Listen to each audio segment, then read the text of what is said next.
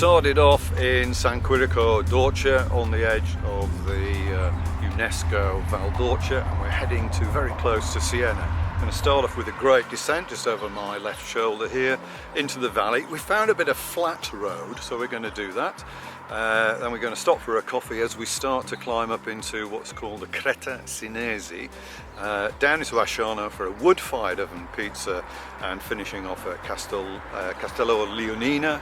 Well, we've two options today actually. We could do a 45k or a 55k, so we'll see how your legs are doing, Leonard, and then we'll make a decision at that point.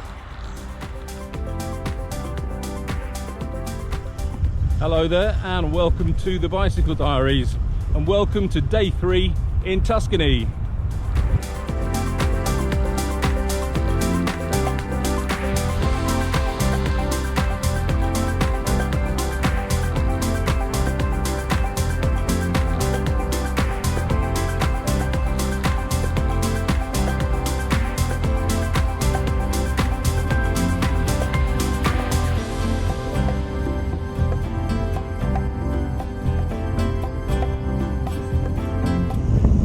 That morning, very good. Best way to start the day. Always start downhill.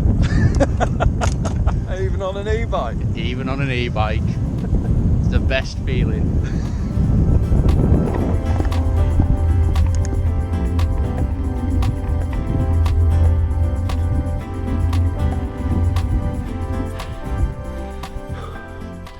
First little climb of the day. We're only like 4 kilometers in, and we're already going uphill. This one's completely on Leonardo power for the moment, even though it's at the moment 8%.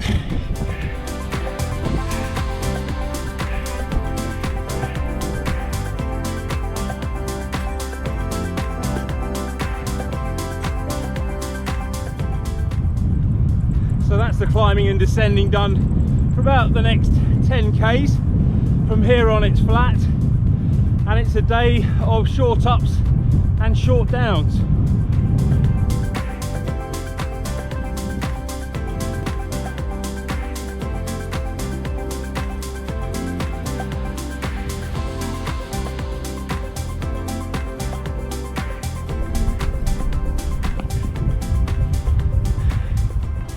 Well, this is very pleasant, just rolling along these flatter roads. The weather today is again absolutely perfect. Right at this moment it's 22 degrees and it's forecast to go up to about 29 degrees Celsius. So yeah, a nice warm day. And unlike at home, there is a wind, but it's not so strong that it makes cycling a bit of a slog.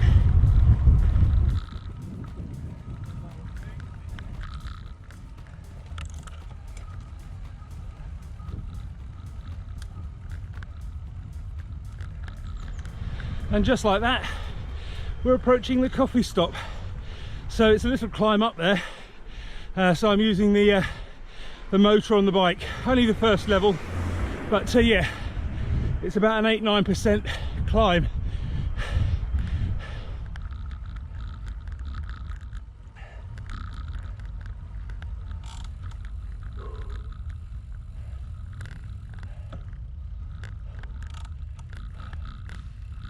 Ooh.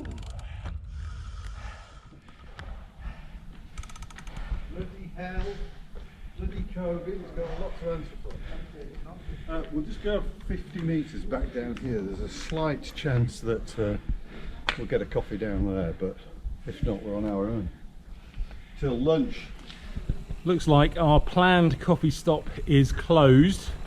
So we're just going to one that's like 50 metres back down the road, but I'm sure I saw that was closed as well. If it is, then we're pushing on, I suppose, and finding somewhere else. This is Italy. Never take the signage literally. Down there.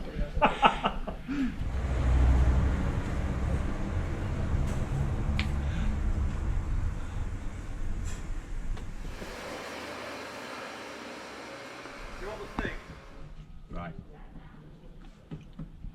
It's my first fresh fig. It's very nice. It's all right, mate.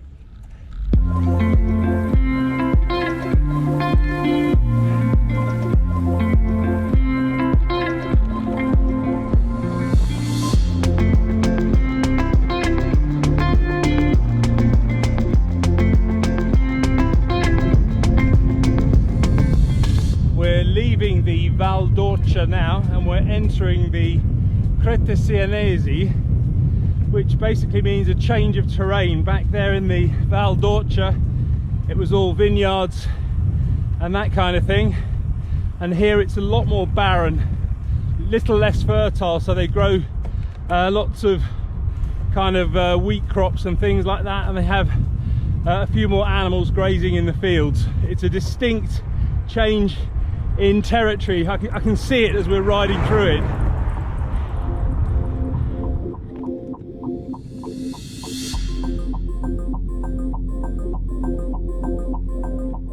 We've made a quick stop because Tim's got something very special to show us.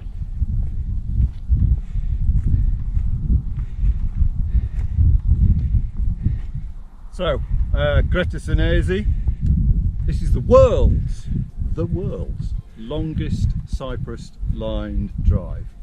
I think there are about 500 cypress trees. I don't know the exact length, probably 3 to 4 kilometres. It starts just over the right here. As you can see, snakes down past 2 farmhouses. Certainly one of the great photographic opportunities in Tuscany.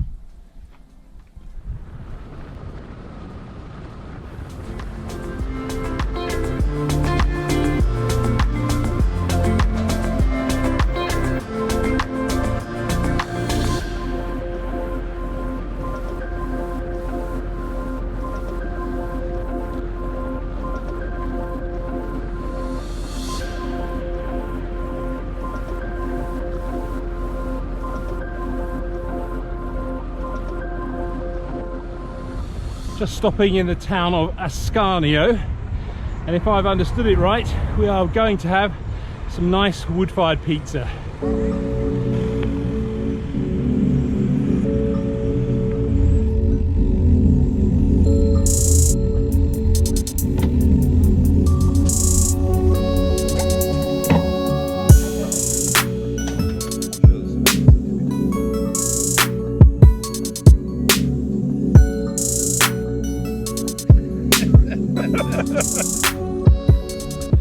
Well, that was very nice pizza. We're back on the road now. We've got about 15-20 kilometers to go until the hotel, but we do have quite a nasty climb coming up. I think it's a job for the motor again.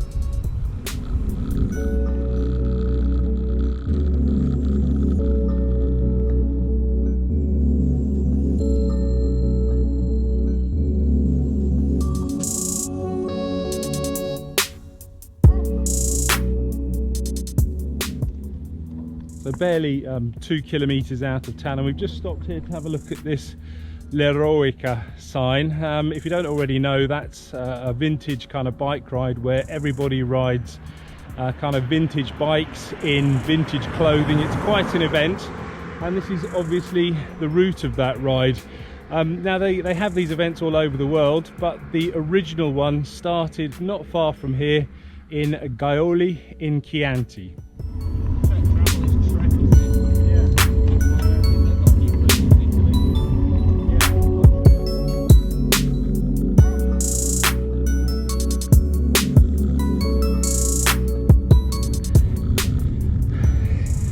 This climb's really biting now.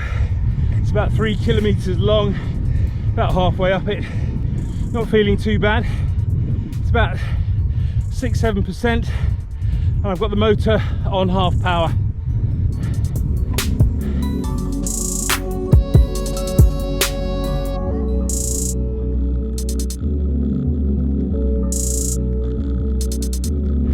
Well, that's the climb done.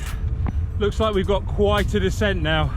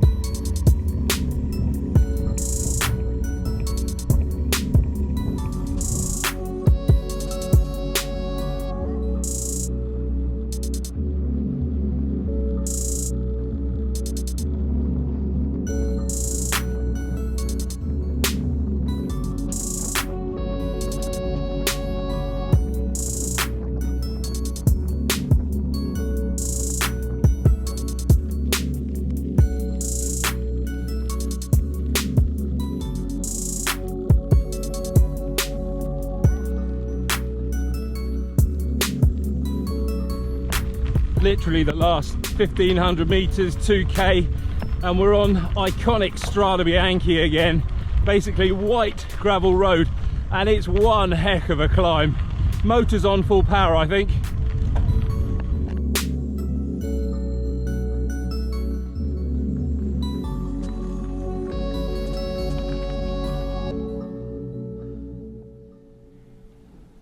Well, that's us arrived at the Castello Leonina, which is a genuine old Tuscan castle where we're going to spend the night. So that's going to be pretty wild. All in all, it's 47.5 kilometers in the bank of fitness. And I have to say that last couple of kilometers of Strada Bianche was pretty tough. It got up to 11-12% in places, and I needed full power on the motor, and even with that it was pretty tough. But all in all, it's been an absolutely fantastic day of cycling.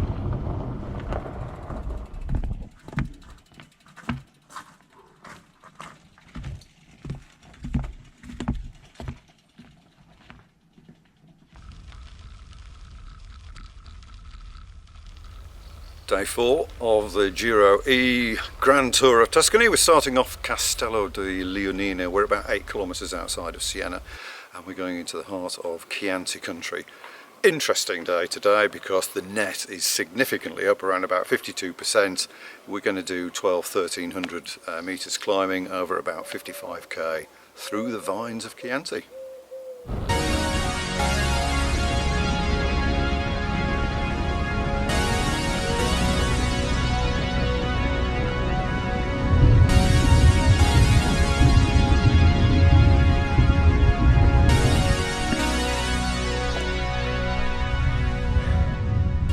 Today's ride is 55 kilometers, and apparently there's only 8% of flat.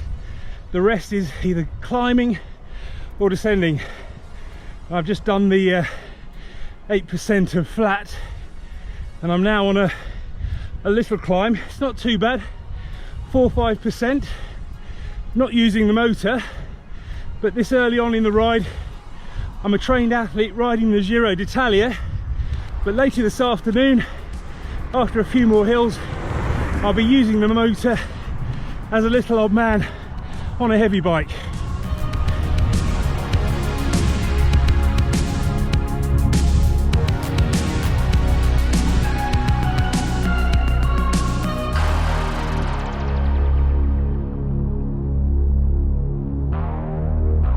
This marks the start of Chianti country.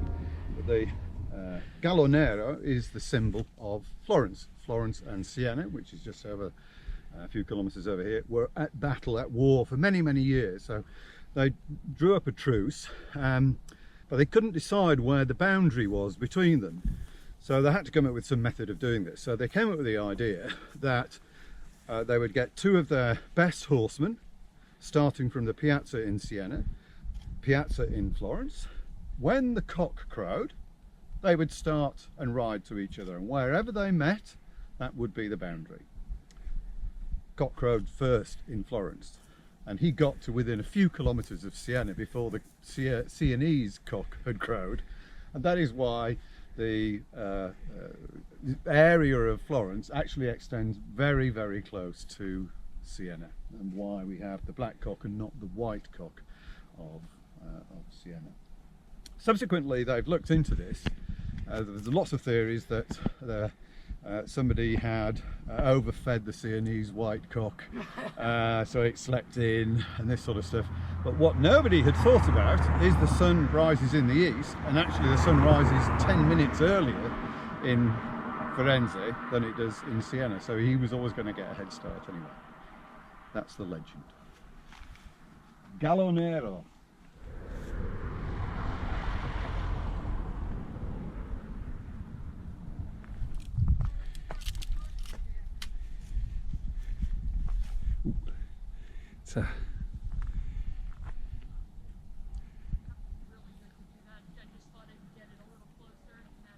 Very nice. The pip's a bit big compared to the size of the grape, but it's very, very nice.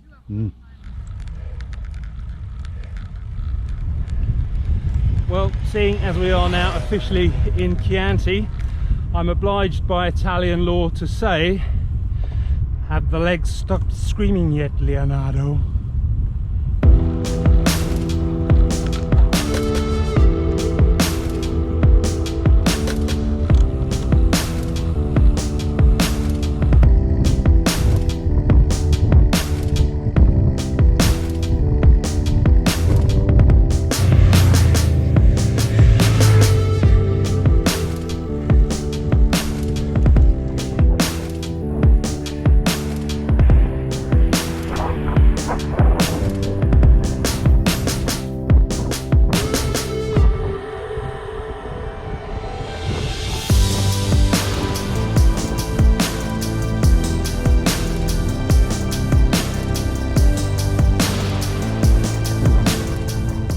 Apart from that last couple of kilometers of descent, we've been climbing for about 12 kilometers or so, but it's nice and gentle. It ranges between 2 and about 6%, and I can do that at home. And the gearing on this Lapierre is such that you can go down into your lowest gear, spin away, and there's no need for the motor.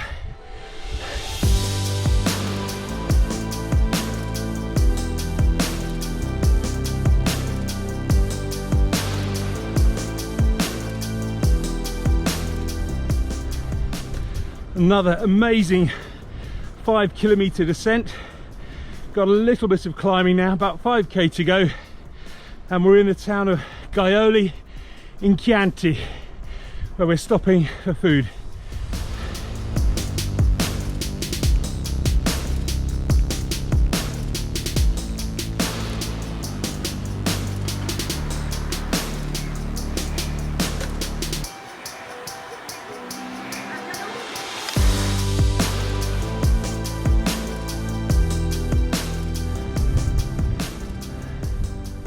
Well, that was our meal stop in Gaiole. Had a very nice lasagna, and now begins what looks like a 4 kilometer climb at least up to somewhere, and then another 10k to the hotel.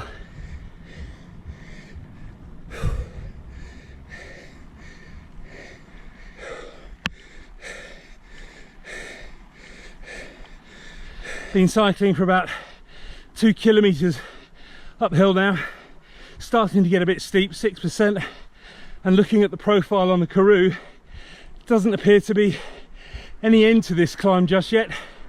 I'm still on Leonardo power, so I'm not using the motor, but it may be that at some point I get the assist and ride the rest of the climb up on the motor.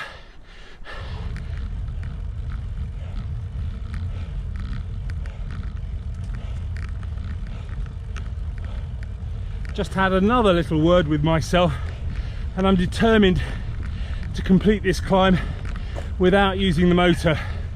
So it's just a question of gritting my teeth, taking my time, pedaling away, and most importantly, not looking at the upcoming profile, because that's just going to demoralize me at how slow it's going by. Instead, I'm just going to pick out little signs along the road, ride to that, look for the next one, ride to that, and so on.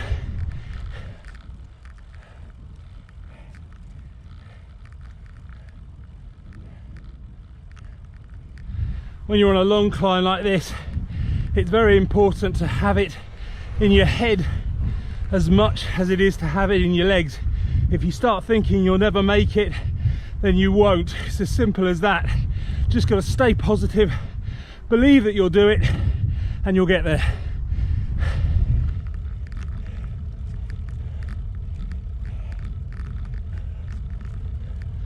Last kilometre of this climb, been chugging up here with an average speed of about 7 kilometres an hour, which means it's going to take me the best part of 45 minutes to do it.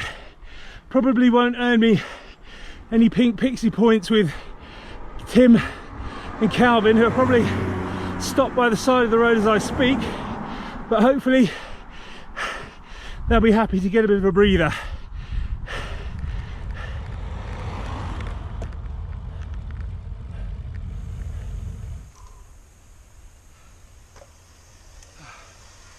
Ooh, that was hard. Turn the bloody motor on.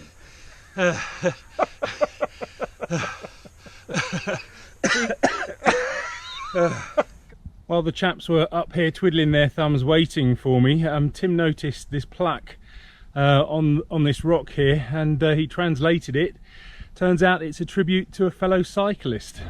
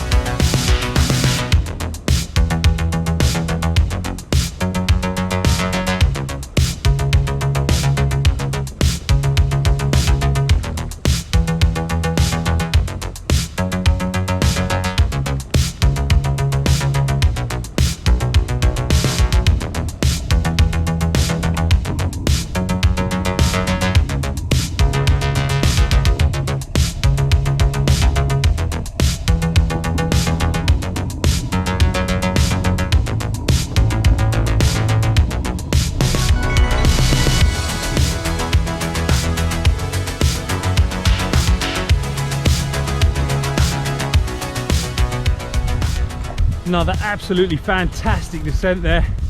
Last couple of kilometers before the hotel, and of course there's a climb, but I'm not trying to be a hero on this. Got the motor on, got loads of battery, why not?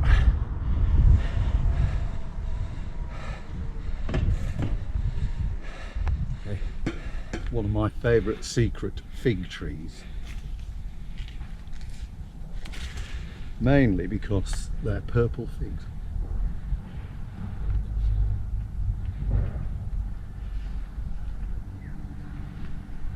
I mean, that's just absolutely. If you like figs, wild fruit, can't beat it.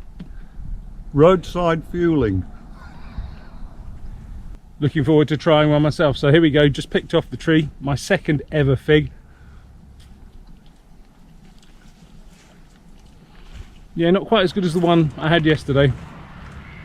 Still very interesting. I was not a fan. Not for me. I'll stick to the pizza.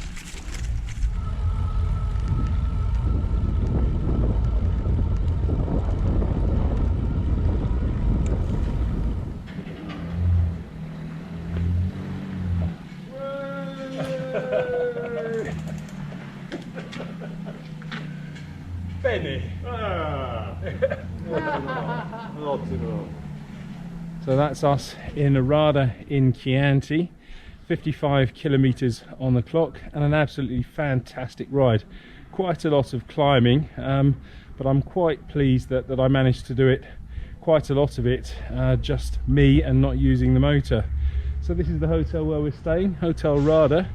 Yeah, not a bad place to spend the next 2 nights.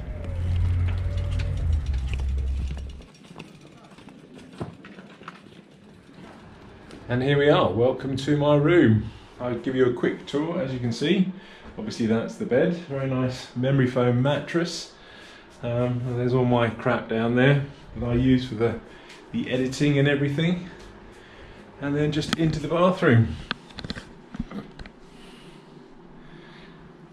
And of course, no cyclist room is complete without a soggy jersey drying outside. And the fun doesn't end when we get off the bike. We're just about to go down to the local town and have a meal in a very famous restaurant to have an incredible steak.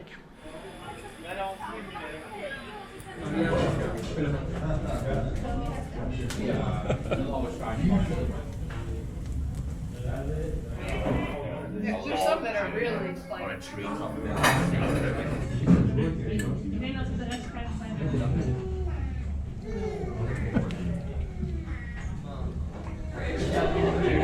Grazie.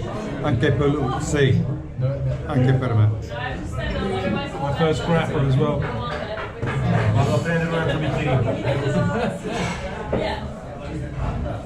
It's certainly strong.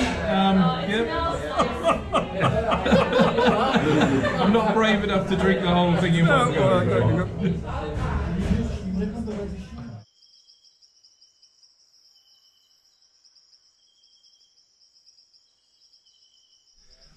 Okay, Tim, where are we going today? Well, we're starting in Radda in Chianti, which is where we are now, and we're going to ride to the heart of Chianti, which is a place called Greve in Chianti. Got two routes today, but we're going to take the tougher option, which is 55 kilometres, estimated 1,400 metres vertical, and 1,400 metres descent, because we're actually going to do a loop. So it's going to be a good ride. But Leonard, it's going to be hot today, and I mean hot. Forecast around about 32, so in the sun it's going to be 36, 38, something like that. So make sure you drink, okay? Great day.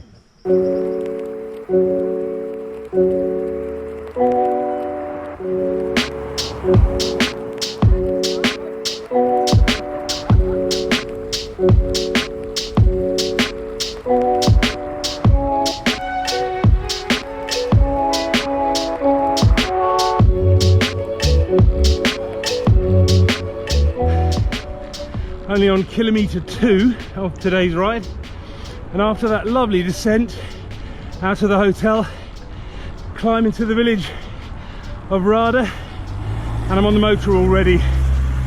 Certainly takes the fear out of any hills.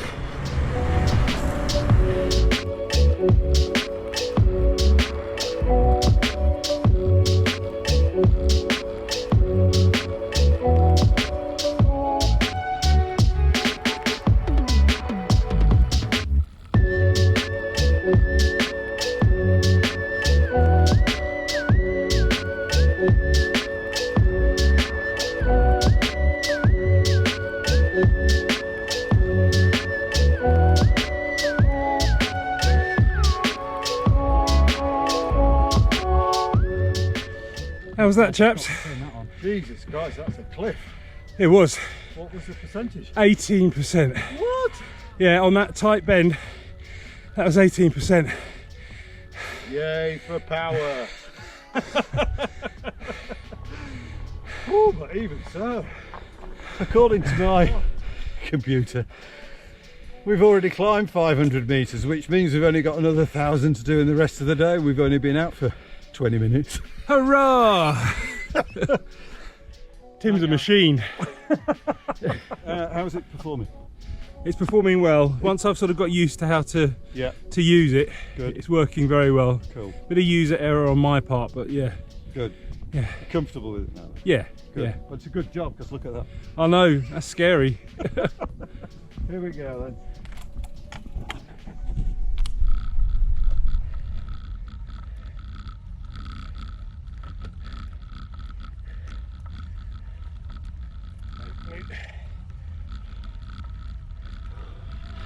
According to my Karoo, this climb goes on like this for another 4 kilometres. If I didn't have this motor, I think I'd be rolling back down the hill, heading for the hotel again. That would be me finished for the day. We had some Italian cyclists pass us going the other way, and they were looking at us in a rather strange way. Now I know why.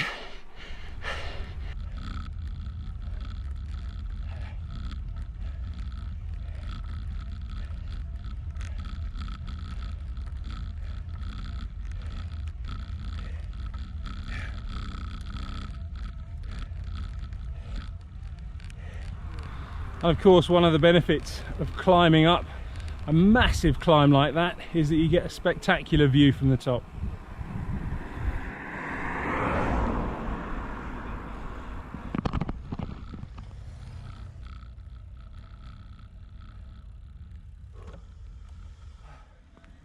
Ciao.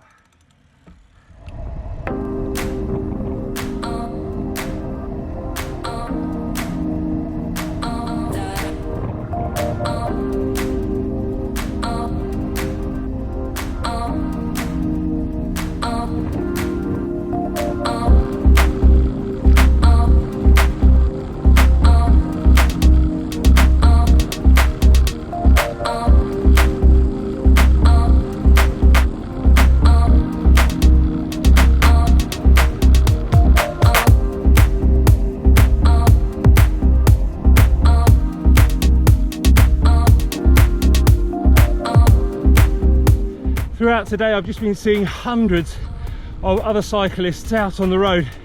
And it's absolutely incredible. It makes you really feel part of the Italian cycling culture. Incredible.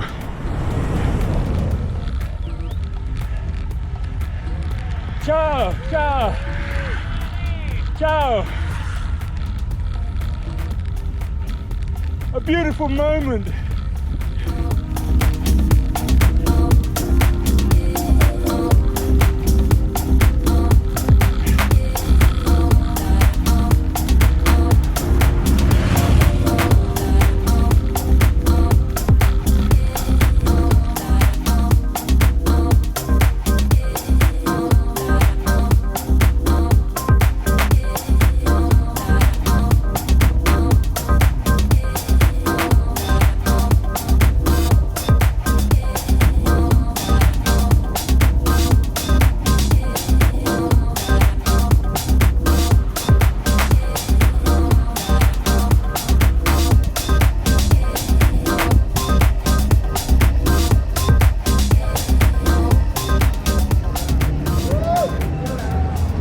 So that, boys and girls, was the Passo del Sugume. We climbed up it and then a fantastic descent down into the town of Greve in Chianti.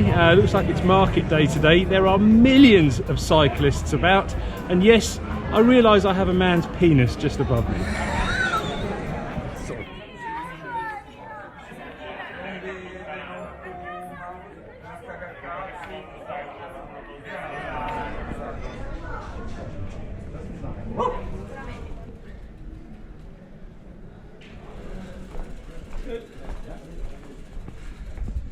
Turn the camera on just for this exit.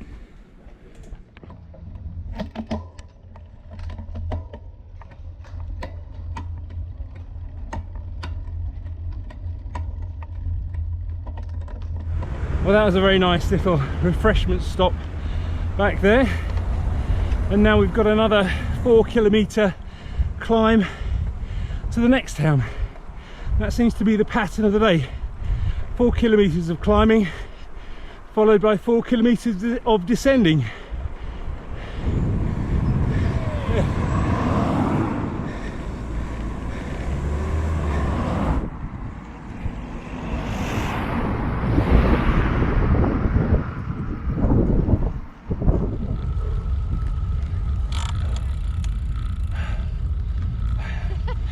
Ciao, come on.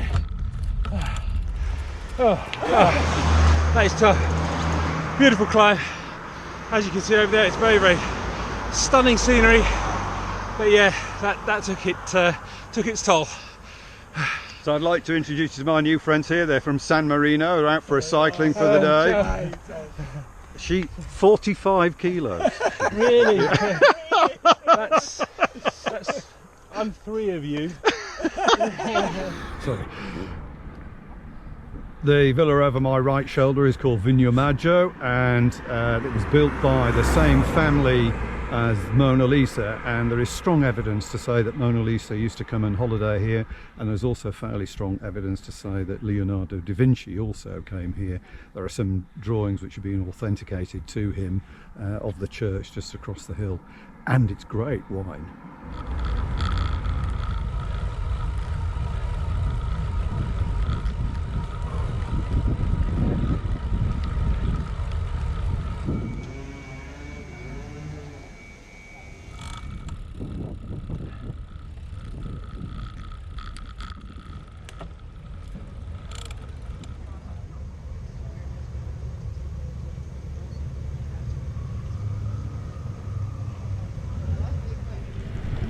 So, last night you saw what we ate. This is where we were. We're in Panzano in Chianti, it's just down the road from Greve, and as I say, world famous meat feast. Fantastic night we had as well.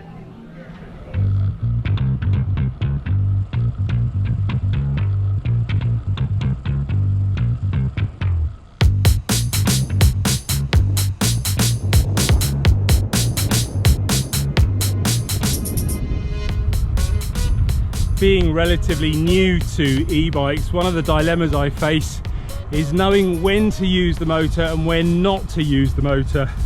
So for instance, at the moment we're riding along a fairly flat, perfectly flat road actually, 0%, and I'm obviously just riding this bike as a normal bike. But when the road starts kicking up, maybe 1 or 2%, that's still fairly manageable with the gearing on this bike. But I think once it starts kicking up a bit more and I'm no longer able to maintain 90 revs in the lowest gear, I think that might be the time for the engine.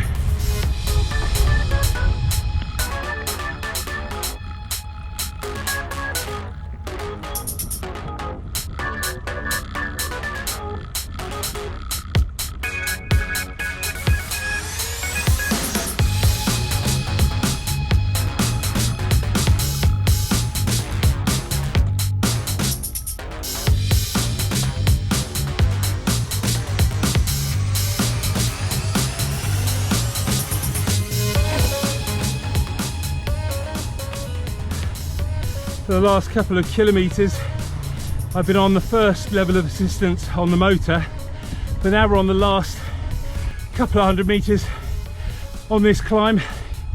I've switched it to full power, so yeah, should be a breeze.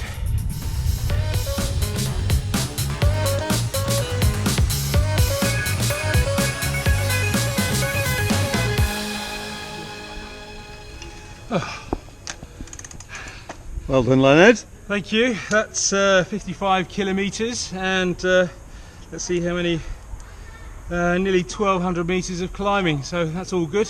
Fantastic day on the bike. Steep climbing. Oh yeah, very, very steep climbing. That was just bonkers, that first road. 18%, yeah, 19%. God, yeah, you evil man. Stick with me, mate. You ain't seen nothing yet.